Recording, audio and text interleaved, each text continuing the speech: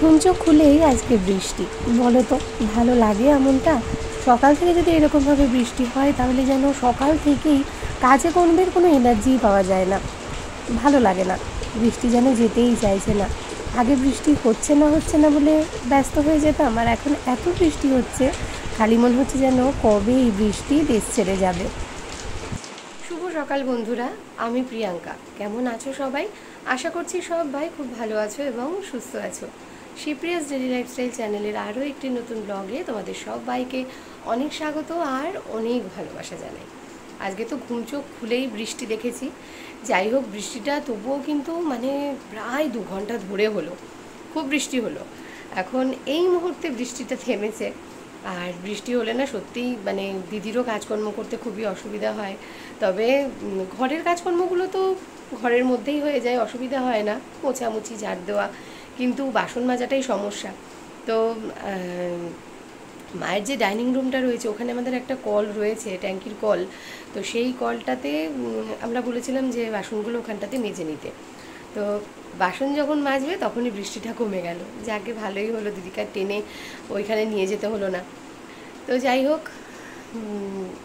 এখন এই মুহূর্তে বৃষ্টি কমেছে। তো এদিকে সকালে জলখাবার কী করব সেগুলো কুটে টুটে নেওয়া হয়ে গেছে। তবে ওই ছোটো ঘরটায় এখনও যেতে পারিনি, ছোটো ঘরটা ঝাড় দেওয়া হয়নি। এই ঘরটা পরিষ্কার তো আগেই করে নিয়েছি, নিয়ে তারপর একেবারে স্নান করে উঠলাম। আর এই যে আমার বাবানের আজকে রয়েছে স্বাস্থ্য, সেই কারণে বাবানকে আজকে আমাকে হয়তো ওর বাবা দিয়ে আসবে, কিন্তু আনতে হবে আমাকে, কারণ এমন টাইমটা হবে 1:45, সেই টাইমটাতে বাবানের বাবা ওকে আনতে পারবে না। তো আজকে আমাকেই যেতে হবে। রান্নাটা আজকে তাড়াতাড়ি করেই সেরে নেব। পরীক্ষা প্রায় হয়েই আসলো, আজকে হয়ে গেলে আর 2টো থাকবে, ওয়ার্ক এডুকেশন, আর একদম লাস্টে রয়েছে, তাও অনেক দিন পর, সেটা হলো কম্পিউটার। তো এই দুটোই শুধু থাকবে, তাই তো বাবা? মেন পরীক্ষাগুলো সমস্তটা টুকটুক করে হয়ে গেল। এই কটা দিন না বেশ ভালোই কেটেছে আমার, আমাকে দিয়েও আসতে হয়নি, বাবানকে নিয়েও আসতে হয়নি। তোমাদের দাদাভাই দিয়ে আসতো, আবার ছুটি হলে ও এসে ওকে দিয়ে আবার ওর কাজেও চলে যেত। তো আমার কয়েকদিন বেরোতেও হয়নি। তো যাই হোক, আজকে তো যেতেই হবে। তো চলো শুরু করলাম। সারাটা দিন কী করছি না করছি অবশ্যই শেয়ার করব। তবে মনে প্রাণে চাইছি বৃষ্টিটা যেন না হয়। বৃষ্টি হলে ভীষণই অসুবিধে। বৃষ্টি না হলে ঝটপট করে কাজকর্মগুলো সমস্ত সারা যায়, কিন্তু বৃষ্টি হলে না সব কিছুই যেন দেরি হতে থাকে। এই মনে হয় বৃষ্টিটা কমুক তবে এটা করি, বৃষ্টিটা ছাড়ুক তারপর বাইরে যাই, এইগুলো হয় আর কি। তো যাই হোক, চলো।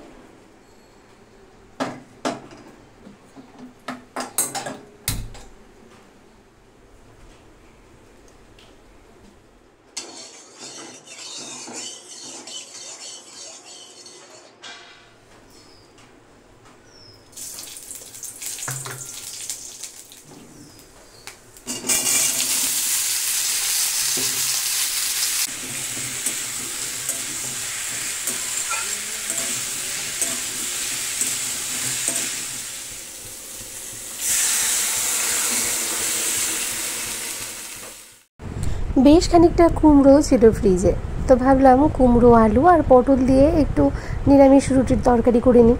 তো ওদিকটাতে বসিয়ে দিয়েছি আর গ্যাস সিম করে ঢাকা চাপা দিয়ে দিয়েছি। আর এইবার আটা বের করে নিচ্ছি, চাল বের করে নিচ্ছি, তার সাথে আলু, একই সাথে সমস্ত কিছু। ওই আমাদের যে খাটের নিচটায় সেইখানেই না সমস্ত আমি এই জিনিসগুলো রেখে দিই। তোমরা তো জানোই আমার ঘরটা অনেকটাই ছোট, সেই কারণে রাখার জায়গা যে খুব একটা আমি পাই তেমনটা নয়। তাই যতটা সম্ভব পারি একটু গুছিয়ে রাখার চেষ্টা করি। তো এই খাটের নিচটাতেই সমস্ত জিনিসগুলো আমার থাকে।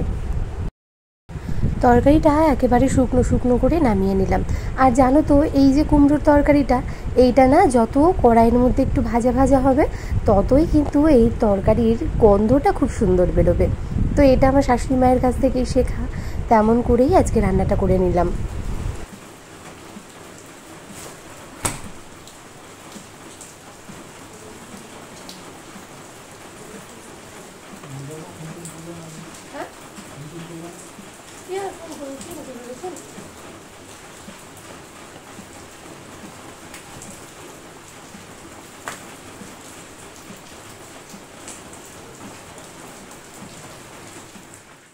চাল ধুয়ে একেবারে ভাতের হাঁড়িতে জল নিয়ে নিলাম, আর এদিকে রান্নার বালতিটাতেও 1 বালতি জল তুলে রেখে দিলাম। আর আজকের এই ওয়েদার দেখে মনে হচ্ছে আজকের বৃষ্টি মনে হয় না আর থামার, আজকে হয়তো থামবেই না।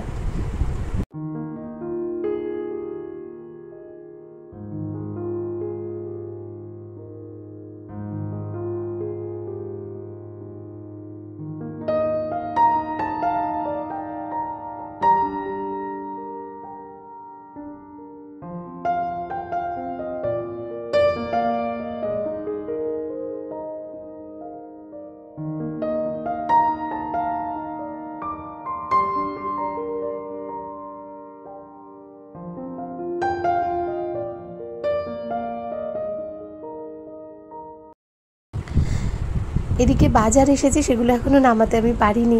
তবে পুঁইশাক কুমড়ো দেখে মনে হচ্ছে আজকে যেন ব্যাগের মধ্যে ইলিশই আছে। আজকে না সকাল থেকে ভীষণ মনটা ইলিশ ইলিশ করছিল। একেই মনে হয় বলে টেলিপ্যাথি।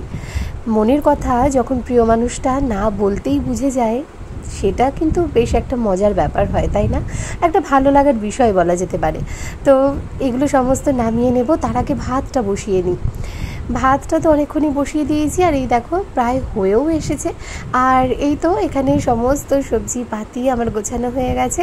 মাছগুলোকেও সুন্দর করে ধুয়ে নুন হলুদ মাখিয়ে নিয়েছি। তো চলো এবার চটপট রান্নাবান্নাটা শুরু করা যাক। আর পুঁই শাক তো রান্না করবোই। পুঁই শাক মানে আমাদের ইলিশ মাছ আসলে পুঁই শাক তো আসবেই, কারণ ওই মুড়োটা দিয়ে পুঁই শাক খেতে আমাদের সবাই ভালোবাসে। তো এখানে বেগুন, কুমড়ো, আলু সমস্ত কিছু গুছিয়ে নিয়েছি। আর এখানে একটু উচ্ছে ভাজা করব, যেহেতু আমার শাশুড়ি মা পুঁই শাক খাবেন না, তাই ওনার জন্য উচ্ছে ভাজা। তাহলে চলো এবার চটপট রান্নাটা বসানো যাক। পুঁই শাক খেতে আমার শাশুড়ি মাও ভীষণ ভালোবাসেন, কিন্তু কি আর করা যাবে, উনি তো এখন ইউরিক অ্যাসিডের সমস্যায় ভুগছেন। তো সেই কারণে কিছু কিছু জিনিস রয়েছে যেগুলো ওনাকে একেবারেই দেওয়া হচ্ছে না। তো খারাপ লাগে যে মানুষটা যেটা ভালোবাসে সেটা তাকে যদি না দিতে পারি, সত্যিই সেটা খারাপ লাগে। তো যাই হোক, আপাতত মা যতদিন না ইউরিক অ্যাসিডটা নর্মাল হচ্ছে ততদিন একটু বুঝে শুনে তাকে খাবারটা দিতেই হবে, কিছু করার নেই। ব্যথা শুরু হওয়ার থেকে তো না মানে পছন্দের জিনিস কিছুদিন খাওয়া থেকে বিরত থাকা ভালো বলেই আমার মনে হয়। মাছের তেলটা আগেই ভেজে তুলে রেখে দিয়েছিলাম, আর এইবার এই যে পুঁই শাকটা রান্না করে নিচ্ছি। এত সুন্দর একটা গন্ধ বেরোচ্ছে যখনই আমি এর মধ্যে মাছের মুড়োটা দিয়েছি, কি বলবো, একটা অসাধারণ গন্ধ লাগছে।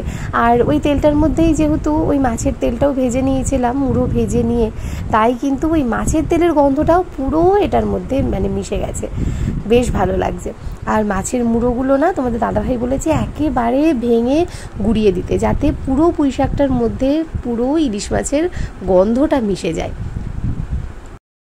এত সুন্দর ইলিশ মাছ আসবে আর আমরা ভাপা খাবো না, সেটা তো হতেই পারে না। তো এখানে না আমাদের জন্য মানে আমার আর তোমাদের দাদা ভাইয়ের জন্য ইলিশ মাছ ভাপা রান্না করছি, একেবারে সর্ষে পোস্ত দিয়ে। তবে বাবান ভাপা খাবে না, বাবানের জন্য বলেছে ইলিশ মাছ ভাজা রেখে দিতে। তবে সে একবেলাই খাবে, ও বেলায় আর সে মাছ খাবে না। ইলিশ মাছ ভালোবাসে, কিন্তু ওর যেন বিরক্ত লাগে ওই কাঁটা বেছে খেতে। আচ্ছা বলো তো, ইলিশ মাছে কাটা তো হবেই, আর সেটাকে তো সুন্দর করে বেছে আমাদের খেতেই হবে। আমি যদি বলি যে আমি বেছে দিচ্ছি তুই খা, সেটাতেও হবে না। অথচ মাছটা কিন্তু সে ভীষণ ভালোবাসে, শুধুমাত্র কাটার ভয়ে ইলিশ মাছ আজকাল দেখি একেবারেই খেতে চায় না। তবে ওই জোর করেই আর কি একটা বেলা আমি দেবো, বলেছি ও বেলায় তুই যেটা বলবি সেটা তোকে করে দেবো, কিন্তু এবেলায় ইলিশ মাছ তোকে খেতেই হবে। তো যাই হোক, এদিকটাতে এই টিফিন বক্সের মধ্যে সমস্তটা গুছিয়ে নিচ্ছি। এবার ওই একটা বাটির মধ্যে অল্প জল দিয়ে তারপর টিফিন বক্স বসিয়ে দেবো। আমার শাশুড়ি মা বেশ কি সুন্দর ভাতের মধ্যে টিফিন বক্স দিয়ে ভাপাটা রান্না করতেন, কিন্তু আমার আবার না সেটা মানে একটু বিরক্ত বিরক্ত লাগে, কারণ ওই অর্ধেকটা ভাত নামিয়ে নিতে হবে, তার মধ্যে টিফিন বক্সটা দিয়ে তার ওপর আবার ভাত চাপা দিতে হবে। এবার যখন দুপুরবেলায় ভাত বাড়তে নিই, তখন না ওই টিফিন বক্স বের করতে ভীষণই আমার অসুবিধা লাগে, ভাতটা গরম থাকে, বের করতে একটু অসুবিধে লাগে। সেই কারণে আমার কাছে যেন সহজ মনে হয় ঠিক এই পদ্ধতিটা। তবে আমার শাশুড়ি মা শ্বশুর মশাই ওনারা সর্ষে বাটাটা এখন একেবারেই খেতে চান না, সেই কারণে ওনাদের জন্য এখানে বেগুন দিয়ে হালকা পাতলা করে ঝোল করে দিচ্ছি। তবে এর মধ্যে কিন্তু আমরা জিরে ফোড়নই দিই, কারণ কালো জিরে ফোড়নটা ওনারা খুব একটা পছন্দ করেন না। তাই কালো জিরে বাদ শুধুমাত্র গোটা জিরে আর কাঁচা লঙ্কা চিড়ে দিয়ে এই মাছের ঝোলটা রান্না করে নিলাম। আর এখন 1:45 বাজে, তোমাদের দাদা ভাই বাবানকে স্কুলে দিয়ে ওর কাজেও চলে যাবে। আজকে রান্নাবান্না বেশ তাড়াতাড়ি হয়ে গেছে। ইলিশ মাছ রান্না হলে না রান্নাবান্না যেন তাড়াতাড়ি হয়েই যায়। এদিকে বাবা মায়ের ভাতটাও বেড়ে নিয়েছি, ওনাদেরকে দিয়ে আসি। আর জানো তো, বৃষ্টিটা নিয়ে এত চিন্তা করছিলাম, অবশেষে দেখা গেল বেশ রোদ উঠেছে। আর ভালোই হয়েছে, আজকেও তোমাদের দাদাভাই ওকে দিয়ে আসলো, আবার বাড়িতে ওকে পরীক্ষা থেকে দিয়েও যাবে বলেছে। ঘড়িতে সময় এখন রাত 9:30। আজকে সন্ধ্যের পর থেকে আর কোনো ভিডিও আমি শ্যুট করিও নি, আর দেওয়াও হয়নি। তো বাবানের জন্য ওই যে বলেছিলাম রাত্রে ও আর ভাত খাবে না, তো ওকে বলেছিলাম যে তুই কি খাবি সেটাই করে দেবো। তো বললো আমাকে রুটি আর পেঁয়াজ দিয়ে আলু ভাজা করে দাও। তো ওর জন্য একটু বেশি করে পেঁয়াজ দিয়ে আলু ভাজা করে নিয়েছি, আর তার সাথে রুটিও সেঁকে দিচ্ছি। চলো তাহলে আজকের ব্লগটা এখানেই শেষ করছি। কেমন লাগলো আজকের এই ব্লগটা জানাতে ভুলো না। সবাই ভালো থেকো, সুস্থ থেকো, অলওয়েজ হ্যাপি থেকো। আর হ্যাঁ, আমায় মনে রেখো, আমার ভিডিওর অপেক্ষায় থেকো। তাহলে আজ আসি, আগামীকাল আসবো নতুন কোনো একটি ব্লগের সাথে। টাটা।